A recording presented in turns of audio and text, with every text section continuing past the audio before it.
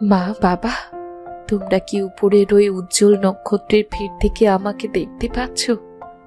এই বিশাল পরিলোকে সবাই কত খুশি, অথচ অথচ আমার চারপাশটা কতটা শূন্য। তোমরা চলে যাবার পর থেকে এই আনন্দময় পরিবেশও আমার কাছে বড্ড ম্লান মনে হয়। লালপরি, আজও তুমি এই নির্জনে একাকী বসে আছো? আজ তো পরিলোকের নক্ষত্র উৎসব। চলো সবাই মিলে আকাশের নক্ষত্রের আলপনা আঁকি।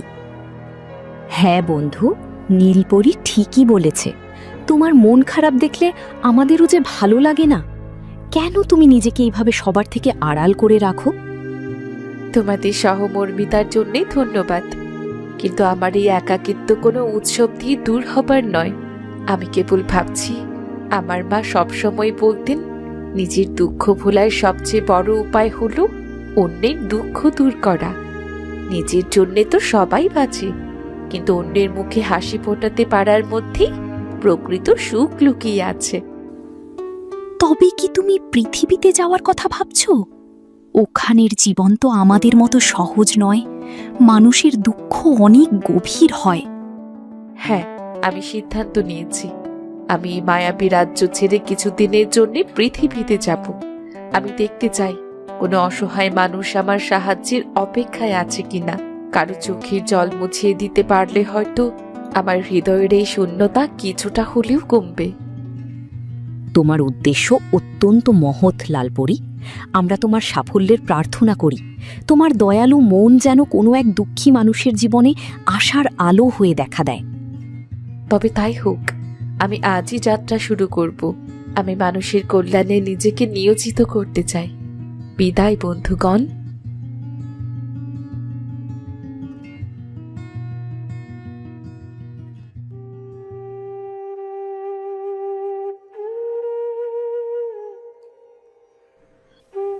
মা রানী, আর কতক্ষণ এভাবে আমার মাথায় জলপটি দিবি?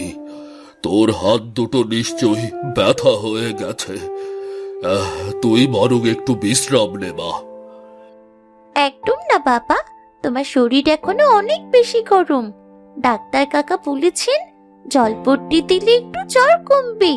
তুমি একদম চিন্তা করো না বাবা, আমি তোমার পাশে আছি। আমার কপালটাই খারাপ। এই বয়সে তোর পুতুল নিয়ে খেলার কথা, অথচ আমার মতো এক অকর্মণ্য বাবার সেবা করতে গিয়ে তোর শৈশবটাই শেষ হয়ে গেল রে মা। ঘরে এক মুঠো চালও নেই, আমি তোকে খেতেও দিতে পারি না। তুই এই বয়সে মানুষের বাড়িতে কাজ করে আমাকে খাওয়াস। তুমি এমন কথা বলো না বাবা, আমি এখন অনেক বড় হয়ে গেছি। তুমি একটু শান্ত হয়ে ঘুমোও। আমি এখন গ্রামের জমিদার বাড়িতে যাব। ওখানে ধান শুকানোর কাজ আছে, সেগুলো করে দিলে গিন্নিমা আমাকে চাল আর কিছু টাকাও দিবেন। আর তাই দিয়ে আমি তোমার জন্য ওষুধ নিয়ে আসবো।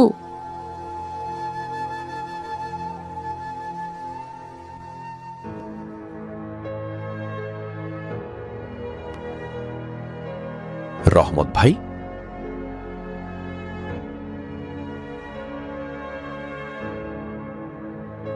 রানীমা, তোর বাবার অবস্থা কি একটু ভালো এখন? গোপাল কাকু আসুন, বসুন না। বাবার জ্বরটা এখনো কমেনি।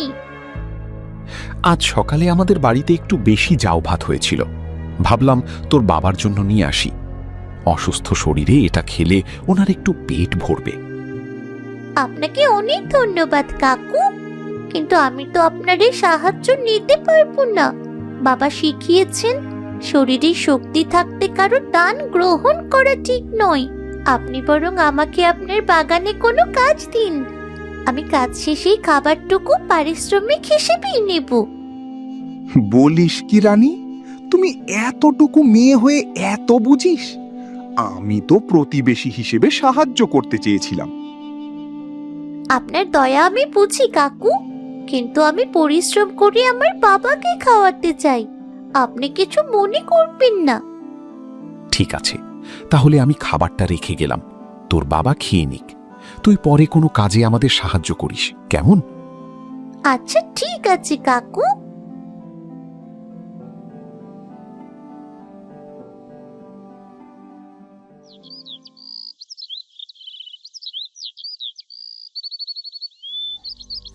আরে দেখো দেখো, আমাদের গ্রামের খুদে জমিদারনি এত ব্যস্ত হয়ে কোথায় চললেন? বলিও রানী, এত ব্যস্ত হয়ে কোথায় যাচ্ছিস? কালু কাকা, আমি কাজ করতে যাচ্ছি। বাবার শরীরের অবস্থা ভালো নয়, ঘরে কোনো খাবারও নেই। আমাকে কাজ করে বাবার জন্য ওষুধ নিয়ে যেতে হবে। পরিশ্রম? বলি তোর বাপ রহমত কি তবে একেবারেই শেষ হয়ে গেল নাকি রে? একটা জোয়ান মদ্য মানুষ ঘরে আয়েশ করে শুয়ে থাকে, আর 5 বছরের মেয়েকে পরের বাড়িতে পাঠায় খাটতে। তোর বাবা তো দেখছি এই গ্রামের সবচেয়ে বড় অলস আর অকর্মা মানুষ। লজ্জা করে না ওর? খবরদার কালু কাকা, আমার বাবাকে নিয়ে একটা বাজে কথাও বলবেন না। আমার বাবা অলস নন, তিনি অসুস্থ। সুস্থ থাকলে তিনি আমাকে কখনো এক পা বাইরেও ফেলতে দিতেন না। আপনি নিজে কোনো কাজ করেন না বললেই অন্যের কষ্ট বোঝেন না। ছোট মুখে বড় কথা। তুই আমাকে কাজ শেখাতে আসিস না। আসলে তোর বাপ তোকে শিখিয়েছে কিভাবে মানুষের সহানুভূতি নিয়ে ভিক্ষা করতে হয়। এই যে তুই কাজ করতে যাচ্ছিস, এটাও তো এক ধরনের ভিক্ষা।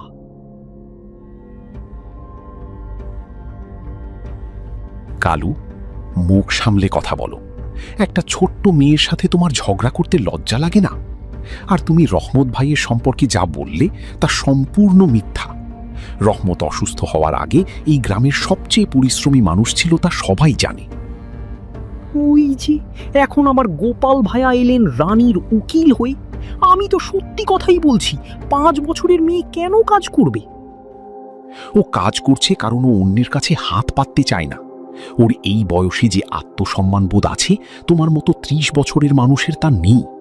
তুমি তো সারাদিন গাছের তলায় বসে মানুষের গীবত গাও। রানীর মতো সাহস কি তোমার আছে? গোপাল কাকা, আপনি ওনাকে কিছু বলবেন না। যারা অন্যের নিন্দে করে তারা কখনো সুখী হতে পারে না। আমি চললাম, দেরি হয়ে গেলে গিন্নিমা আবার খুব রাগ করবেন।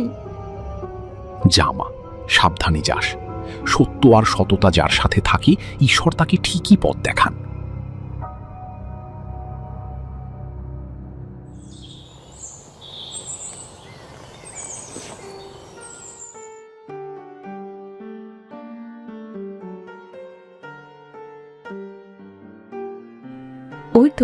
ওই তো একটি ছোট্ট মেয়ে। এই ভর সন্ধ্যায় এইটুকু মেয়ে কোথা থেকে আসছে? আর ওর কপাল বেয়ে ঘাম ঝরছে কেন? আমাকে ওর পিছু নিতে হবে।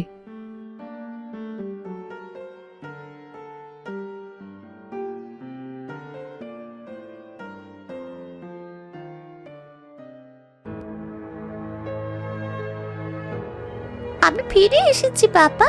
দেখো, আজ গিন্নিমা খুশি হয়ে আমায় 1 মুঠো চাল বেশি দিয়েছেন। আমি এখনই তোমার জন্য গরম চাও ভাত রান্না করছি বাবা। মা রানী, তুই সেই সকাল থেকে হাড় ভাঙা খাটুনি খাটিস। তোর নিজের পেটেই তো দানা পানি পড়েনি। আগে তুই একটু খেয়ে নে মা, তারপর আমাকে দিস, কেমন? না বাবা, আমি পথে আসার সময় জমিদার বাড়ির প্রসাদ খেয়েছি। আমার একটুও খিদে নেই। আগে তুমি খাও, তবেই আমি শান্তি পাবো। কি আশ্চর্য! এইটুকু একটা শিশুর মনে এত বিশাল সমুদ্রের মতো ভালোবাসা। তার বাবার প্রতি কতটা ভালোবাসা! ওর বাবা অসুস্থতায় ভুগছে, ঘরে দারিদ্র্যের হাহাকার, অথচ ওরা অন্যের কাছে হাতও পাচ্ছে না। এই মেয়েটি তো কেবল দয়ার পাত্র নয়, ও সম্মানের যোগ্য।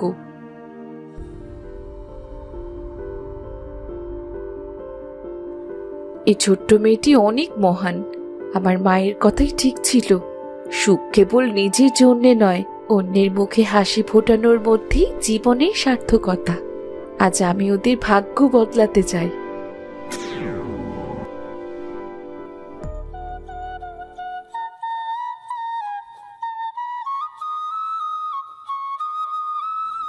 ছোট্ট খুকি, তোমার নাম কি? একটু এইদিকে আসবে? কাকিমা, আপনি কি? কাকে চান? আমি তো আপনাকে চিনতে পারলাম না।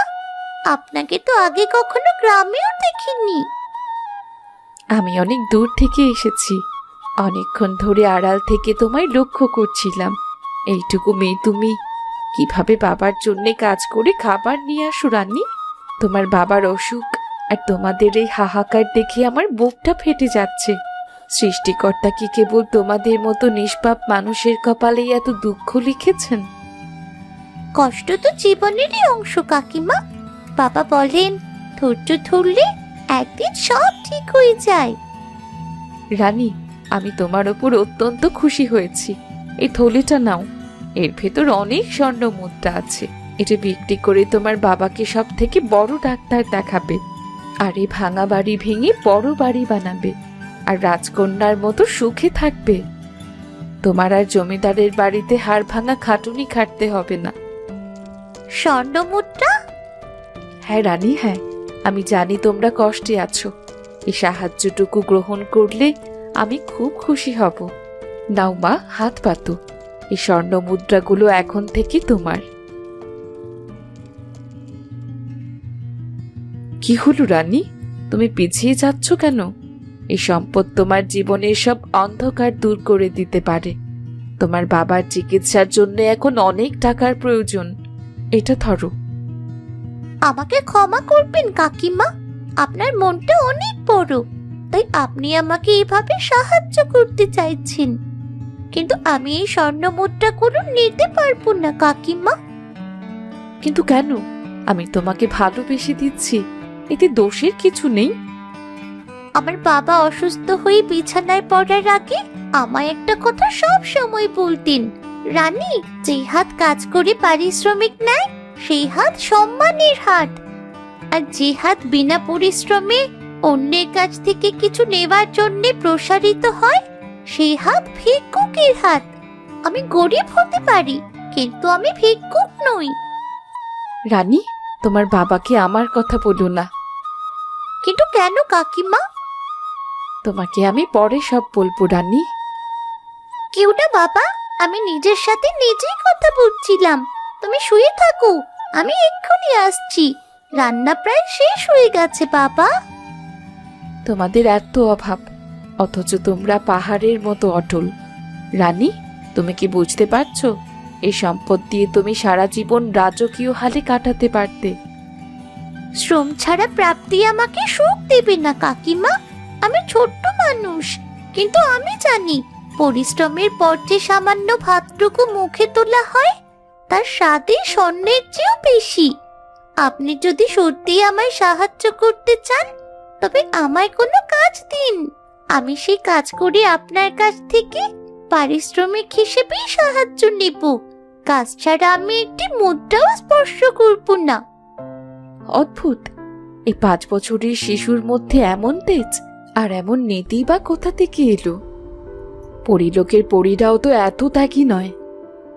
তবে তাই হবে রানী, আমি তোমার জন্যে কাজের ব্যবস্থা করব। তোমার আত্মসম্মানের জয় হবে। কিন্তু কাকিমা, আপনি কি? আপনার পরিচয় তো এখনো দিলেন না।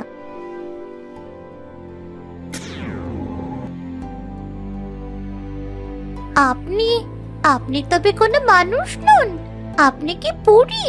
এই যে আপনার পরীর মতো ডানা। হ্যাঁ রানী, আমি পরিলোকের লাল পরী।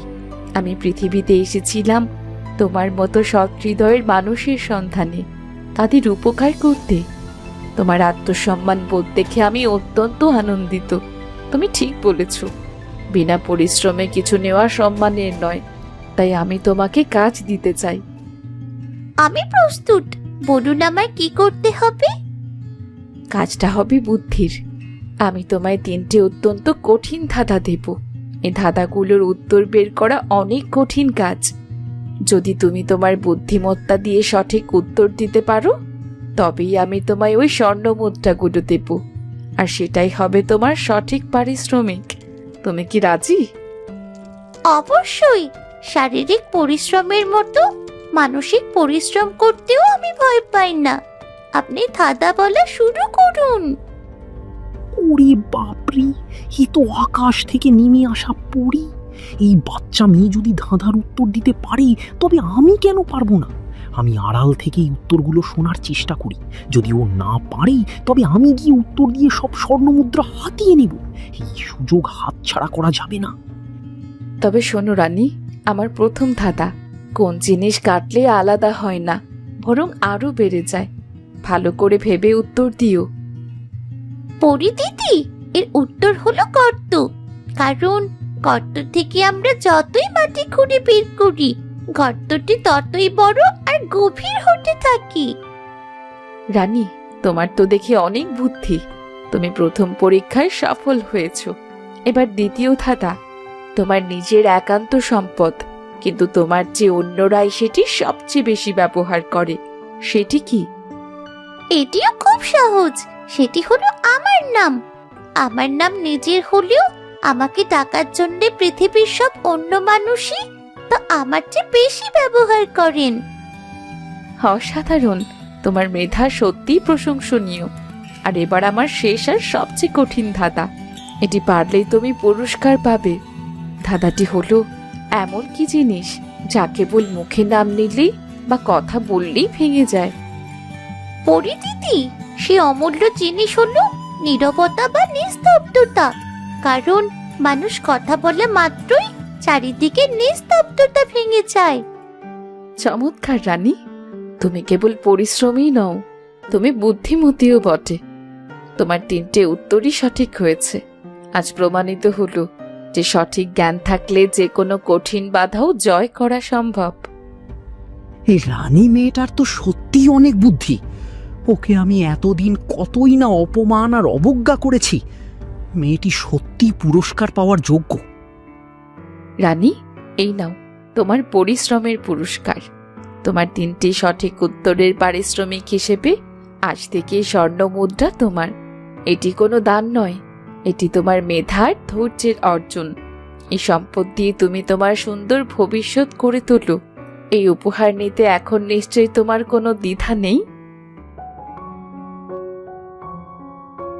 ঠিক আছে পরি দিদি, দিন। কিন্তু এত সম্পদ? আমার তো কেবল বাবার চিকিৎসার জন্য সামান্য কিছু অর্থের প্রয়োজন ছিল। পরি দিদি, আপনার এই দান আমি কিভাবে শোধ করব? এটা শোধ করার প্রয়োজন নেই রানী, কিন্তু আমি জানি তোমার মনের আসল ক্ষত এই স্বর্ণ মুদ্রায় সারবে না। তোমার বাবার কষ্টই তোমার সবচেয়ে বড় দুঃখ, তাই না? হ্যাঁ পরি দিদি, এটা আপনি একদম ঠিক বলেছেন। যাও রানী, গিয়ে দেখো তোমার বাবা সুস্থ হয়ে গেছেন। এ কি বলছেন পরি দিদি? আমার বাবা সত্যি সুস্থ হয়ে গেছে? রানী, বাবার এ কি অদ্ভুত ব্যাপার। আমি অনুভব করছি আমার শরীরের কোনো ব্যথা নেই। আমি নিজেকে একদম সুস্থ ও শক্তিশালী মনে করছি। এ কি চমৎকার জাদুকরি আলো। বাবা, বাবা তুমি সুস্থ হয়ে গেছো? লালপরি আমাদের সব দুঃখ দূর করে দিয়েছেন বাবা। হে পরি, আপনি আমাদের নতুন জীবন দান করলেন। আমরা আপনার কাছে চিরঋণী। আমাকে কৃতজ্ঞতা জানানোর প্রয়োজন নেই।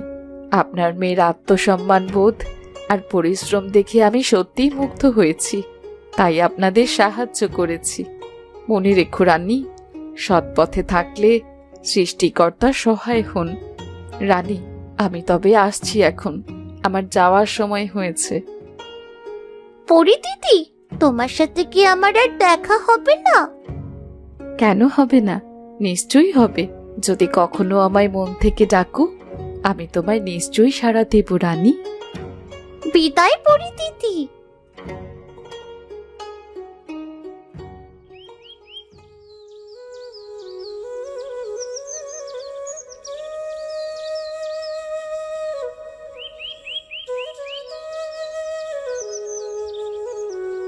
রহমত ভাই, আমাকে ক্ষমা করবেন। আমি আপনাদের চরম বিপদের সময় সাহায্য তো করিনি, উল্টো উপহাস করেছি। এমনকি এই পরীর দেওয়া সাহায্য চুরির ফন্দিও এঁটেছিলাম। কিন্তু রানীর সততা আর বুদ্ধির কাছে আজ আমার হীনমন্যতা হেরে গেছে। রানী, তুই সত্যি এই গ্রামের গর্ব রে মা। কালু, দেরিতে হলেও যে তুমি নিজের ভুল বুঝতে পেরেছ, এটাই অনেক বড় বিষয়। মনে রেখো, অন্যের ক্ষতি করে বা আলসেমি করে কোনো দিন প্রকৃত সুখ পাওয়া যায় না। রানীর পরিশ্রম আজ তাকে এই পুরস্কার এনে দিয়েছে। হ্যাঁ, আমার রানীমা এত ছোট একটা মেয়ে হয়েও ওর পরিশ্রম আর বুদ্ধিতে আমাদের সংসার আজ সুখে ভরে গেছে।